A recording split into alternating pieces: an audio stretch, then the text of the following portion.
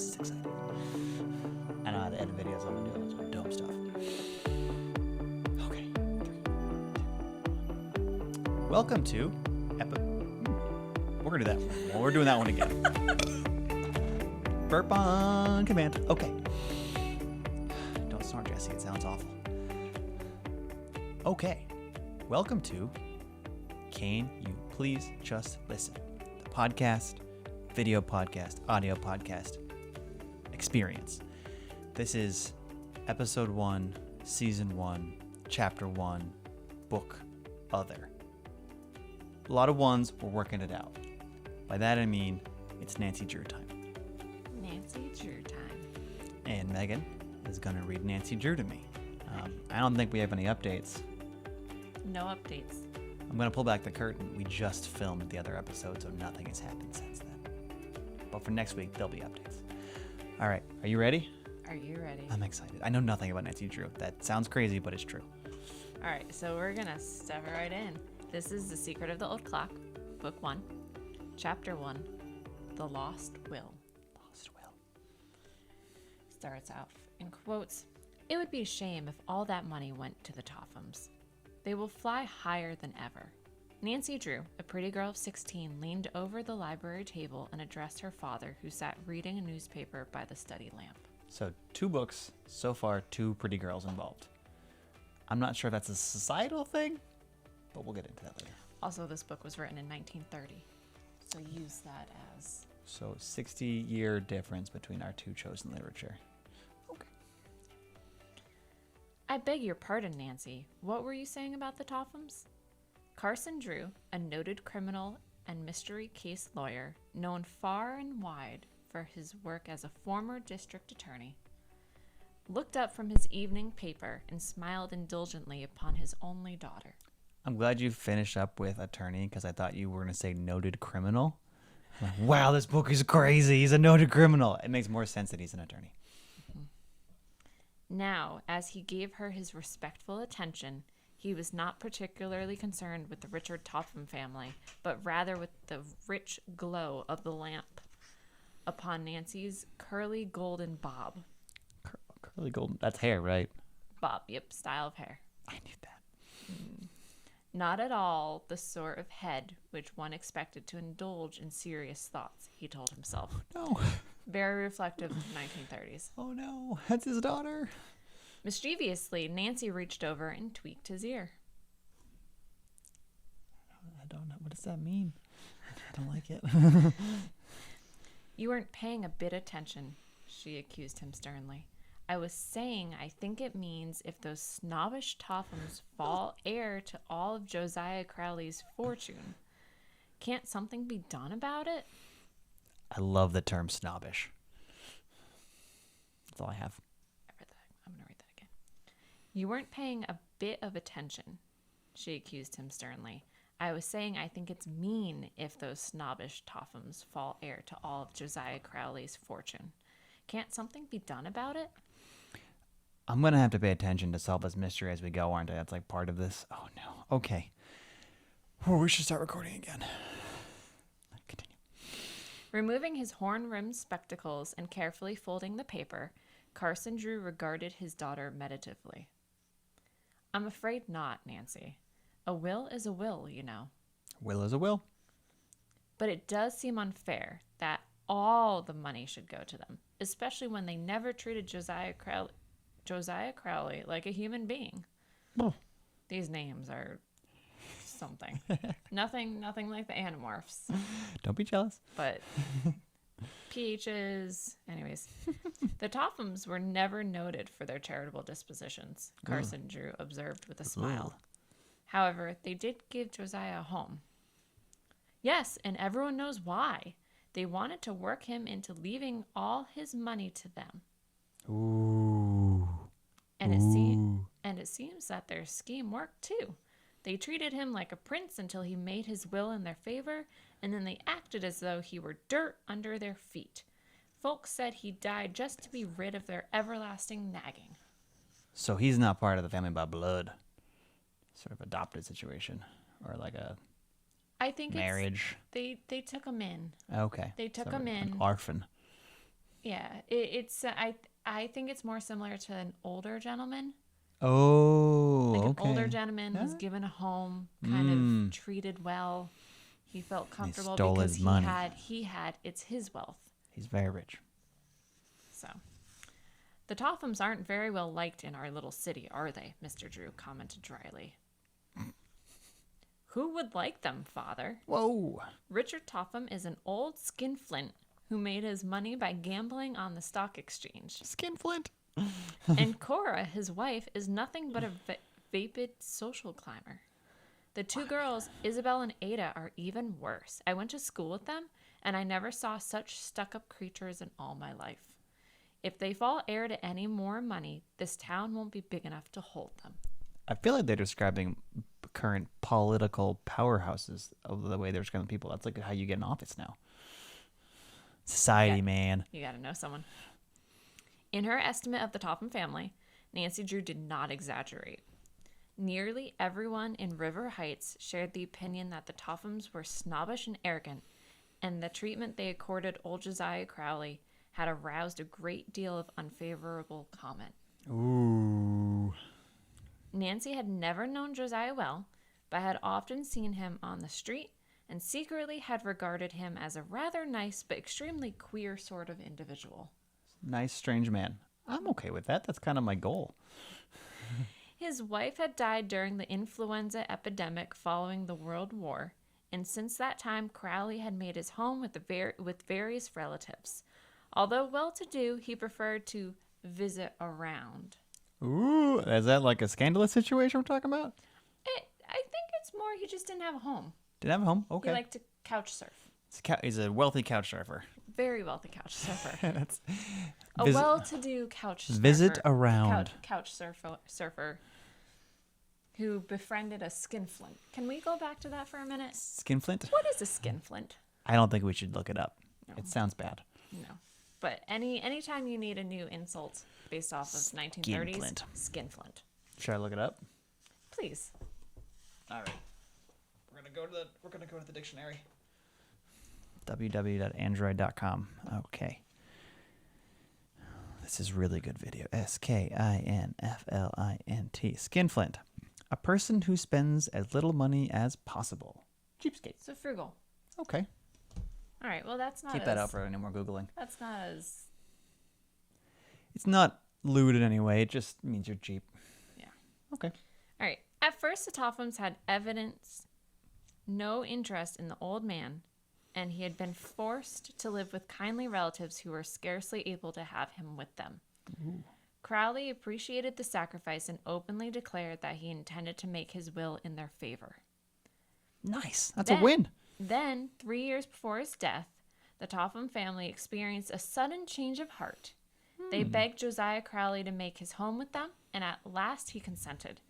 Presently, rumor had it that the Tophams had induced him to make his will in their favor.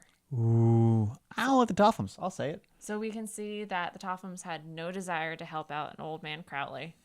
And then when they found out there was money involved, they changed their mind. Bad people. Gold diggers. Yeah. But as time went on, and Mr. Crowley, though failing in health, maintained as firm a grip on life as ever, the Tophams treated him unkindly. Although he continued to live with them, it was whispered about that frequently he slipped away to visit his old friends, and that he intended to change his will again, cutting the Tophams out entirely. So we have some motives building here. Murder motives. Also, I think the whole plot of the book is coming up. You'll see. In the first chapter? I did read ahead just to make sure that Smart. there weren't any surprising pieces of this chapter. Like Skinflint, for example. Like Skinflint. I do remember giggling at that. Then one day, Josiah Crowley took to his bed and did not get up. Just before his death, he attempted to communicate something to the doctor who attended him, but his words were unintelligible. That's not good. After the funeral, only one will came to light, and to the surprise of everyone, you want to guess? There's the Tophams. It gave the entire fortune to the Tophams. That's suspicious. Gotta get you a mustache. I need a Sherlock Holmes mustache. Father, what do you suppose it was that Mr. Crowley tried to tell the doctor just before he died? Nancy demanded after a moment of thought. Do you imagine he was trying to disclose something about his will? Oh. Very likely, Nancy. Probably he intended to leave his money to more deserving relatives, but fate cheated him of the opportunity. Fate. So we're blaming fate a little bit. Blaming fate a little bit. Smart. Yep. But isn't it possible that he did make such a will and that he was trying to tell what he had done with it? It is possible, Nancy. Yes, that's a possibility, of course. Whoa. Josiah Crowley was rather queer in many ways. Perhaps he hid the will somewhere, Nancy suggested thoughtfully. That's a crazy jump to make, Nancy. If he did, I'm afraid it will never come to light. The Tophams will see to that. There's a lot of book left. I think it might. What do you mean, Father? The estate is a considerable one. I understand, Nancy. And the Tophams don't intend that anyone shall get a cent of it. It's my private opinion that they will take care that a second will is never found. Should we not be sharing his private opinion like this? It's his daughter. Okay. It's a little late. We all know now. I think they're on the same wavelengths. All right. Obviously, she's not going to let it go. Obviously. Do you mean that if they discovered the will, they would destroy it? Yes. Well, I'm not making any accusations, Nancy. Oh, I think he's making an accusation. But I do know that Richard Topham is shrewd, and he isn't noted for his honesty. Whoa. Can the present will be broken? I don't know. I doubt it. I doubt it. Oh, man. He knows a lot about Carson this. Drew doubts it. He's a lawyer. No, I forgot he was a lawyer. I thought he was a criminal still. That's wrong. He's a lawyer. I doubt it. While I haven't gone into the case, I am of the opinion that the Tophams have a legal right to the fortune. It would cost considerable to contest the will, and so far as I know, the other relatives are in poverty. Whoa. They have filed a claim declaring that a later will was made in their favor, but I doubt that the matter will ever go further. Yeah, you need someone to fight against it, don't you? But the Tophams don't deserve the fortune, Father. It doesn't seem fair. Oh, you're right, Nancy. No, it isn't fair. But it is legal, and I'm afraid nothing can be done about it. There were 2 girls who lived somewhere on the river road that were great pets of Crowley's when they were children. Great pets? It seems to me... I'm sorry, great pets? Great pets. Does that mean friends? Does that mean friends? Does it mean... Okay. It seems to me that they should have had something, and there are a number of relatives who really deserve a portion of the fortune. I agree. So he's laying out probably why. Feels like he's making a case right now, is what it feels like. Definitely making a case. Nancy nodded thoughtfully and relapsed into silence while she digested the facts of the case. From her father, she had acquired the habit of thinking things through to their logical conclusion. That's a good habit. Frequently, Carson Drew had assured her that she went at a thing like a detective. Ooh. Certainly, she had a naturally clever mind and took more than an ordinary interest in strange or baffling cases. So she thinks about things kind of like a detective, likes cases, and we have a case. Very Veronica Mars-esque. I would say she inspired Veronica Mars. Carson Drew, a widower, showered a great deal of affection upon his daughter. It was his secret boast that he had taught her to think for herself and to think logically. Since he knew that Nancy could be trusted with confidential information, he frequently discussed his interest in cases with her. Why is he making a secret out of saying he loves his daughter? That's weird. Yeah, but sometimes you don't want to be like, my daughter's the greatest. You should not go on Facebook. Ever. This was well before Facebook. Was it My Face, what were we saying in the intro video? Book of Face. Book of Face. That's what we had then. Possibly. One of those things. A number of times Nancy had been present at interviews with her father, which her father had had with noted detectives who desired his aid in solving perplexing mysteries, and those occasions stood out as red letter days for her. Ooh. I don't know what that means. Big days. There was something about a mystery which aroused Nancy's interest, and she was never content until it was solved. I'm liking where this is going. More than once, her father had found her suggestions, or intuitions as he called them, extremely helpful. Extremely helpful. For a reason which she could not understand, the Crowley case had attracted Nancy's attention, although it had not fallen into her father's hands. She had a certain feeling that a mystery lurked behind it. I had that feeling too, Nancy. Yeah. Because of the book. Yep. Father, do you believe Josiah Crowley ever made a second will? Ooh. Nancy demanded suddenly. You're a regular lawyer the way you cross-examine me, Carson Drew protested, but with evident enjoyment. To tell you the truth, I don't know whether he ever made a second will or not. All I do know is that, but perhaps I shouldn't mention it since my information is not very definite. You should maybe mention it a little bit. Go for the on, story. Nancy commanded Nancy gets it. impatiently. You're trying to tease me. You're succeeding. Well, I do remember that one day nearly a year ago, I was standing in the First National Bank when Crowley came in with Henry Rolstead. Henry Rolstead. New character alert. Yep. Not the attorney who specializes in wills and legal documents. Is it? Yes. Whoa. Well, I was saying, so to recap, Henry Rolstead is an attorney who specializes in wills and legal documents. It's a useful guy. This was a year ago. 1 year ago, legal documents, lawyer. Crowley was still alive. Check, check. Okay. Yes. Well, as I was saying, they came into the bank together. I had no intention of listening to their conversation, but I couldn't help but hear that they were discussing a will. Mysterious. Crowley made an appointment to call at Rolstead's office the following day. Yes. That looks as though Mr. Crowley had made up his mind to write a new will, doesn't it? A look can say that. That was the thought which passed through my mind at the time. Man, I'd never had that look. You say you overheard the conversation nearly a year ago? Nancy mused.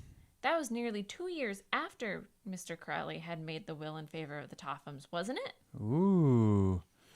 See, you see It's layering up. It's layering up. We had a new will and another new will. I like it. Yes, it's likely Crowley had made up his mind to change the will. I suspect he intended to cut the Tophams out, but whether or not he did, I have no way of knowing. Will he, won't he, you know? It's like a daisy.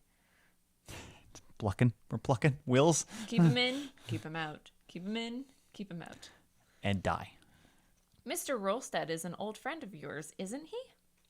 He is. An old friend and an old college classmate. Ooh. Then why don't you ask him if he ever drew up a will for Mr. Crowley? Yeah, why don't you ask him? Well, that's a rather delicate question to ask, young lady. He may tell me it's none of my business. Can't hurt to ask. Seems like Nancy's got a backbone. Get it, Nancy? You know he won't. You're such a noted attorney that other lawyers feel flattered when you take an interest in their cases. Oh, Will okay. you do it, please? Oh, there you go, Nance. I can't promise to blunder into his office and demand the information. Why this sudden interest in the case, Nancy? Yeah. Why? Oh, I don't know. A mystery always interests me, I guess. And it does seem to me that someone ought to help those poor relatives. You take after your old dad, I'm afraid. But I am curious to know what mystery you have discovered. I also am curious. If a will is missing, isn't that a mystery? Oh, yeah, so yeah, he should know. If it's actually missing, yes. Ooh. But it's possible that if Crowley ever wrote the will, he changed his mind and destroyed it. Huh. He was subject to sudden whims, you know? Ah, so we didn't need this whole book. We know it was a whim. We're good. Anyhow, I'd like to learn more about the case if I can. Will you talk with Mr. Rolstead? You are persistent, Nancy. And Mr. Drew smiled. Well, I suppose I could invite him to take luncheon with me tomorrow. Tomorrow is spelled Tomorrow. I like that. Tomorrow. Luncheon. Oh, please do, Nancy interrupted eagerly. That would be a splendid opportunity to find out everything he knows about the will. Everything he knows, Nancy. Everything he knows. God, easy. All right, I'll try to do it, but I warn you not to expect startling news, Carson Drew glanced at his watch. Why, it's nearly midnight, Nancy. We've been discussing this case for over an hour. Whoa. Better run off to bed now and forget the Tophams. So wait, they started discussing at 11 p.m.? That's already crazy, Dad. Possibly 10:30. Ooh. Still, though. All right, Nancy agreed somewhat reluctantly. Don't forget your promise tomorrow at luncheon. Long after his daughter had retired, Carson Drew sat by the fire. At last he, too, arose. It wouldn't surprise me if Nancy had stumbled upon a real mystery, he told himself, as he snapped out the electric light and turned toward the stairway. Electric light? Yeah. Perhaps I shouldn't encourage her to dig into it, but after all, it's in a good cause. And that is the end of chapter 1. Oh, man, I'm in. So we know the whole hunt. I think the whole. Well, this is also book 1, so we're setting up that fact that Nancy is a child detective lady girl. Nancy is a child detective lady girl. They laid it on honestly pretty thick, which I appreciate. We also know from the first chapter that Nancy will speak up and will voice her opinions, and her dad supports her. He's actually a modern feminist, but from a long time ago. Besides some questionable comments he's already made and will make for sure. So my proposed theory is if we think that we're looking for a secret second will. Secret second will. My Good band theory is that something will have to do with an old clock. I don't agree with that. I think it's a misdirection. I think you're reading too much into it, Megan. That is just my personal theory. There may or may not be a second will in an old clock. Text What 424242 with will or no will, and we will get the answer to you. Just do it. Don't text that number. Don't. It's fine. That was good. I'm in. So tune in next week. Yeah, or Figure out- like later. Whatever. We don't know. Do we know? Weekly. Tune in. She was right. I'm Tune sorry. in next time. Yeah, that's good. Next time. Tune in next time to find out what happens to Jake and what happens to Nancy. This is great timing because one of the dogs just tried to walk over a cable. So before the setup falls apart, thank you for listening. Please go to canyoulisten.com. Can You Listen Instagram? Can You Listen Twitter? Can You Listen TikTok? And Can You Listen MySpace? And that's Dino. Oh, there he is. We got a dog. The mystery is solved. Okay, bye. Like and subscribe.